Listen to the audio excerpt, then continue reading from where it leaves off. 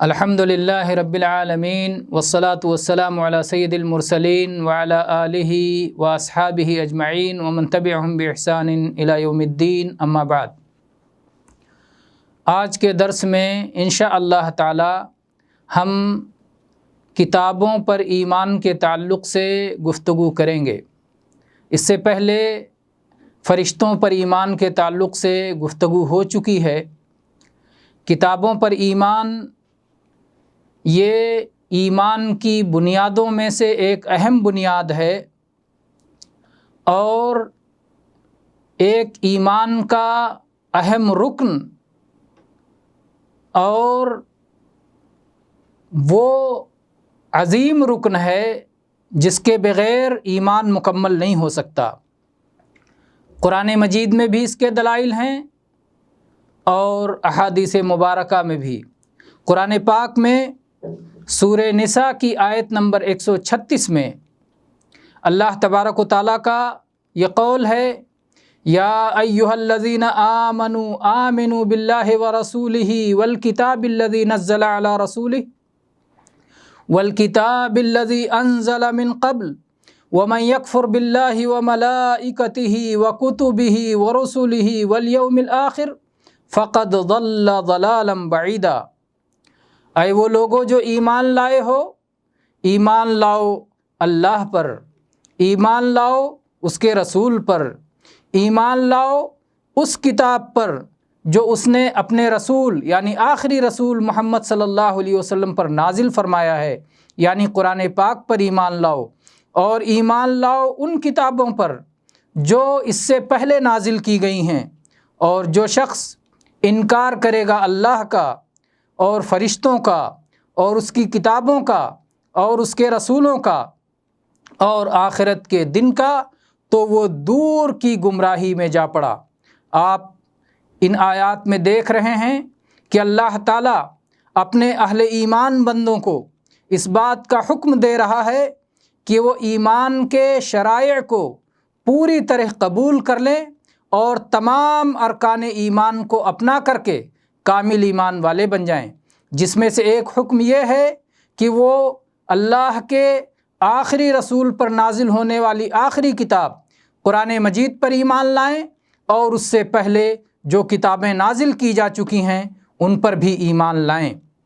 اس سے بھی یہ بات معلوم ہوتی ہے کہ قرآن پاک آخری کتاب ہے، کیونکہ اللہ تعالیٰ نے اس بات کا حکم نہیں دیا کہ آگے جو کتابیں نازل ہوں گی یا آگے جو رسول آئیں گے ان پر بھی ایمان لانا ہے، کیونکہ اب آئندہ نہ کوئی رسول آنے والا ہے اور نہ ہی کوئی کتاب نازل ہونے والی ہے۔ تو اس طرح سے اس آیت میں اس بات کا حکم دیا گیا کہ موجودہ کتاب جو محمد صلی اللہ علیہ وسلم پر نازل ہوئی ہے، قرآن حکیم، اور اس سے پہلے جو کتابیں نازل ہوئی ہیں، توریت، زبور، انجیل، صحف ابراہیم، اور بھی جو کتابیں تھیں جن کا نام ہم نہیں جانتے، ان سب پر ایمان لانا فرض ہے۔ جو شخص ان پر ایمان نہیں لاتا تو وہ دور کی گمراہی میں پڑ گیا، صحیح راستے سے وہ بھٹک گیا۔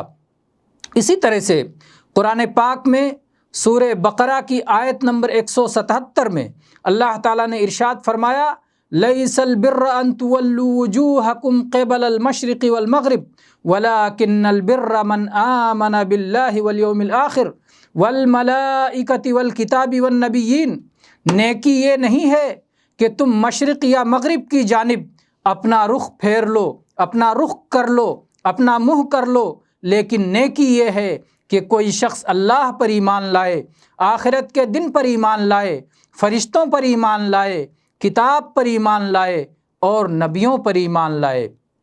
یہاں پر نیکی کی حقیقت بتائی گئی کہ ایمان کے بغیر کوئی نیکی نہیں ہے، اور پھر ارکان ایمان کا ذکر کیا گیا۔ اس میں کتاب پر ایمان لانے کا ذکر ہوا۔ کتاب کا لفظ ہے، عربی زبان میں کتاب واحد ہے اور کتب اس کی جمع ہے، تو صرف الکتاب کیوں ذکر کیا گیا؟ امام ابن کثیر رحمہ اللہ جو مشہور مفسر ہیں، اور تفسیر ابن کثیر جو اہل علم جانتے ہیں بلکہ طلبہ بھی جانتے ہیں، امام ابن کثیر لکھتے ہیں کہ یہاں الکتاب اس میں جنس ہے جو آسمان سے اللہ کے رسولوں پر نازل ہونے والی تمام کتابوں کو شامل ہے، یہاں تک کہ آخری اور سب سے اشرف کتاب قرآن مجید کو بھی شامل ہے، جو اپنے سے پہلے نازل کی ہوئی تمام کتابوں کی محافظ ہے اور سب کی تصدیق کرنے والی ہے۔ اسی طرح سے اللہ تعالیٰ نے یہ بات سمجھانے کے لیے کہ اہل ایمان تمام کتابوں پر ایمان رکھتے ہیں، اپنے ایمان والے بندوں کو یہ حکم دیا کہ اہل کتاب کو مخاطب کر کے وہ یہ بات بتلا دیں، قولوا آمنا باللہ وما انزل الینا وما انزل الی ابراہیم واسماعیل واسحاق ویعقوب والاسباط وما اوتی موسیٰ وعیسیٰ وما اوتی النبیون من ربہم لا نفرق بین احد منہم ونحن لہ مسلمون۔ کہہ دیجئے اے سارے اہل ایمان، تم سب کہو کہ ہم اللہ پر ایمان لائے اور ہماری طرف جو کچھ نازل کیا گیا یعنی قرآن مجید، ہم اس پر بھی ایمان لائے ہیں، اور اس سے پہلے ابراہیم علیہ السلام پر، اسماعیل علیہ السلام پر، اسحاق علیہ السلام پر، یعقوب علیہ السلام پر، اسباط پر جو کچھ نازل کیا گیا تھا، اور موسیٰ علیہ السلام کو جو دیا گیا، اور عیسیٰ علیہ السلام کو جو دیا گیا، اور جو نبیوں کو ان کے رب کی جانب سے عطا کیا گیا، ہم اس سب پر ایمان لاتے ہیں۔ ہم کسی ایک نبی اور دوسرے نبی میں فرق نہیں کرتے، ہم اللہ کے فرما بردار ہیں۔ اللہ تعالیٰ نے ہمیں تمام انبیاء پر ایمان لانے کا حکم دیا تو ہم تمام انبیاء پر ایمان لاتے ہیں۔ اللہ تعالیٰ نے ہمیں حکم دیا کہ ان پر جو کتابیں نازل ہوئی تھی ان کتابوں پر بھی ہر ایمان لائیں تو ہم ان پر بھی ایمان لاتے ہیں، اور ہم ایک نبی اور دوسرے نبی پر ایمان لانے کے معاملے میں فرق نہیں کرتے کہ کسی پر ایمان لائیں اور کسی کا انکار کر دیں۔ جن نبیوں کو نام بنام جانتے ہیں اور جن کتابوں کو نام بنام جانتے ہیں ان کتابوں پر نام بنام ایمان رکھتے ہیں، اور جن کتابوں کو نام بنام نہیں جانتے تو اجمالی طور پر ایمان رکھتے ہیں کہ وہ تمام کتابیں جو اللہ تعالیٰ نے بندوں کی ہدایت کے لیے اپنے نبیوں اور رسولوں پر نازل فرمائی تھیں، ہم سب پر ایمان رکھتے ہیں۔ اسی طرح سے حدیث کا جہاں تک معاملہ ہے تو حدیث جبریل، وہ بہت مشہور حدیث جو کہ آپ بار بار سن چکے ہیں، جس میں جبریل علیہ السلام ایک انسان کی شکل میں آئے اور نبی کریم صلی اللہ علیہ وسلم سے مختلف سوالات کیے۔ اللہ کے نبی صلی اللہ علیہ وسلم نے ان کا جواب دیا، اور اس کے بعد میں وہ چلے گئے، اور لوگوں کو نہیں معلوم تھا کہ یہ جبریل علیہ السلام ہیں۔ اللہ کے نبی صلی اللہ علیہ وسلم کے بتانے سے معلوم ہوا کہ یہ البتہ آثار و قرائن اس طرح تھے کہ آدمی اجنبی ہے اور اس پر سفر کا کوئی نشان نہیں ہے۔ ان سوالوں میں سے جبریل علیہ السلام کا ایک سوال یہ تھا، مل ایمان و یا رسول اللہ، اے اللہ کے رسول ایمان کیا ہے؟ تو اللہ کے نبی صلی اللہ علیہ وسلم نے اس موقع پر تمام ارکان ایمان گنوائے۔ اس میں آپ نے فرمایا ان تؤمن باللہ و ملائکتہ و کتبہ و رسلہ والیوم الآخر والقدر خیرہ و شرہ، کہ تم اللہ پر اور اللہ کے فرشتوں پر اور اللہ کی کتابوں پر، جس کا ہم ذکر کر رہے ہیں، اللہ کی کتابوں پر اور اللہ کے رسولوں پر اور آخرت کے دن پر اور اچھی بری تقدیر پر ایمان لاؤ۔ تو اس طرح سے یہ حدیث، معروف حدیث